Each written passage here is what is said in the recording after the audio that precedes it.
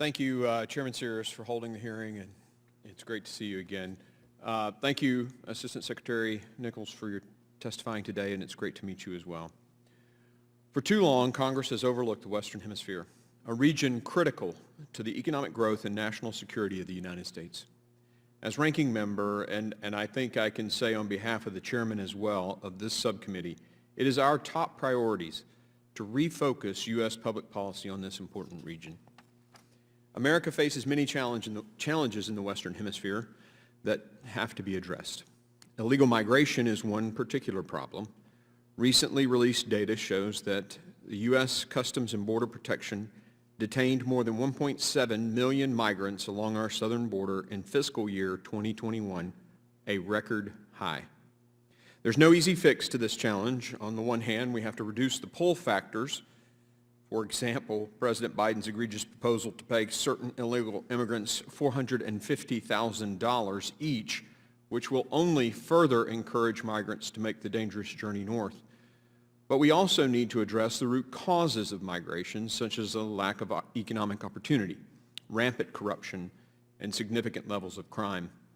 Mexico is a key ally with whom we must work to address these issues, and I'd like to hear more from the administration about the status of our security cooperation between the United States and Mexico, considering the recent record levels of illegal migration, as well as a record level of fentanyl coming into the United States.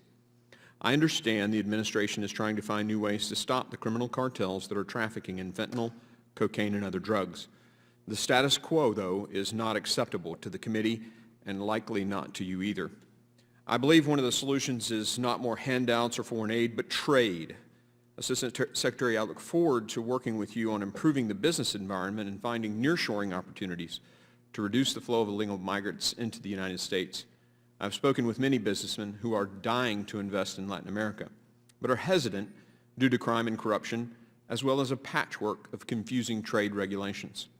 Another challenge the United States faces in the region is despotic regimes that trample on the rights of their own people. Cuba, Venezuela, and now Nicaragua are particularly egregious offenders.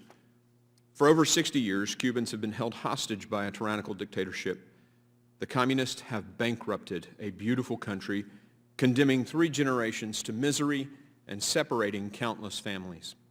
I've been encouraged to see Cubans rise up in protest against the regime in recent months, and I was proud to support a bipartisan resolution 2 weeks ago in support of the Cuban people. I'm also deeply concerned about the 9 Americans unlawfully detained by the Maduro regime, one of them being from Tennessee, Matthew Heath. I recently met with the relatives of Tommy Vidal, who, one of the Citgo 6 oil executives, also unlawfully detained by the Maduro regime. My heart breaks for his wife and daughters, who later this month will mark 4 years separated from their husband and their father. We need to know more about what the administration is doing to bring home Mr. Vidal and the other Americans unlawfully incarcerated. Additionally, Nicaragua is now Latin America's 3rd socialist dictatorship. The recent so-called elections were a farce. Make no mistake, Daniel Ortega is a dictator and an illegitimate president. My colleagues and I were proud to support the bipartisan Renacer Act to hold the Ortega regime accountable and increase pressure on corrupt regime officials who've dismantled their country's democracy. The U.S. also faces the growing challenge of malign Chinese influence in the region. The Chinese Communist Party has been working furiously to buy off our neighbors in Latin America through its Belt and Road Initiative. However, partnering with Beijing always comes with strings attached. Over the past decade, countries in the Western Hemisphere have outsourced much of their manufacturing to China. While Latin American currencies increased in value because of the China commodities boom, many of these same countries chose to purchase relatively cheaper Chinese goods, leading to less demand for and a drying up of their own manufacturing base. This has led to an increase in unemployment and an over-reliance on Chinese manufactured goods. I'm working on a bill that will prioritize moving critical parts of our supply chain out of China and back to the Western Hemisphere among our allies and partners. Not only will this bill help confront the rise of China in the region, but will also increase economic opportunities and reduce some of the push factors leading to illegal migration. It's a win for the United States and it's a win for Latin America.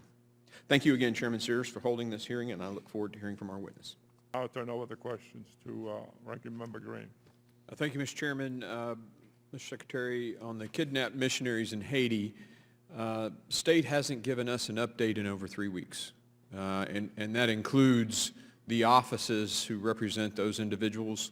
Could you get us an update on the missionaries' status, what's going on, delivered either to HVAC or at a minimum to the offices that represent those people? Yes, Ranking Member Green. We've held several briefings in the past, and we're happy to brief again. Well, just a status update is what we need. You know, if we know where they're being held, et cetera, things like that. That would be very. We have to go back and reassure these people that we're doing something. You know, the families in these areas. So if you could do that, that'd be great. My next question. You know, FY21 ended with an all-time high, 1.7 million apprehensions at the U.S. southern border. Our regional partners are also seeing massive levels of migration. Can you provide a concrete example, just one, a single concrete example, where the Biden administration's strategy to address the root causes of migration has actually decreased migrant flows? So I believe we have been successful in decreasing migrant flows. Can you give me one example? So, for example, in Guatemala, the centers that we have that address concerns of people thinking to migrate, I think that has diverted people out of illicit So it would migration. be worse. It would be worse than it is had you not done that. Is that what you're saying? Yes. Because it hasn't decreased, right? So I was just looking for maybe an example of where it had decreased the number. You'd seen a decrease in migration. You don't have. Do you have one? So there are programs throughout the hemisphere. From Mexico, for example, has been very cooperative and responsive in trying to manage the migration. But I guess I'm looking, and I hate to keep interrupting you, but I don't need, I'm just looking for an example where, can you cite a difference that's been made, where there's been a decrease? Has there anywhere in the region been a decrease in migration since you guys have taken control? Migration levels are at elevated levels throughout the hemisphere. So the answer would be no, I guess. Let me move on to another question, if I could. I was recently in Brazil with President Bolsonaro and continue to be impressed by how the Brazilian government wants to align agendas with the United States. We've not seen this sense of like-mindedness in a Brazilian administration for some time. Congress and the administration need to support U.S. investors' ability to invest in Brazil and do more to support Brazil's entrance into the OECD. Also, while I was there, we got a briefing on their Navy. The opportunities for cooperation between our two countries in that regard, particularly as it relates to the South Atlantic, are great opportunities. How are you capitalizing on our joint priorities to advance strategic and U.S. interests with Brazil? We have a close and broad relationship with Brazil. While I was at the UN General Assembly, I accompanied Secretary Blinken for a meeting with Foreign Secretary França. Also, Jake Sullivan, National Security Advisor, met with his counterpart, Admiral Rocha. We actually, on Friday, I'll be having lunch with the Brazilian ambassador, and we're going to talk about these issues. We look forward to continued high-level exchanges with Brazil on a full range of issues. Again, I hate to interrupt you, but we have such little time. Will we support their entrance into OECD? Well, we're certainly working on that. There are a number of factors in play, but we believe that Brazil plays an important role both regionally and globally, and we want to encourage them to continue to play a positive role, for example, what they did at COP26. Yeah. Would you do me a favor and just in writing send those factors that are in place so that we can better understand it? I have just a little bit of time left, so one more question. The ongoing pandemic has obviously exposed fault lines in our supply chain for essential equipment, life-saving drugs, et cetera. I'm working on the bill that you and I spoke about on the phone, and would love to provide you a copy of the legislation as it's being worked on. The special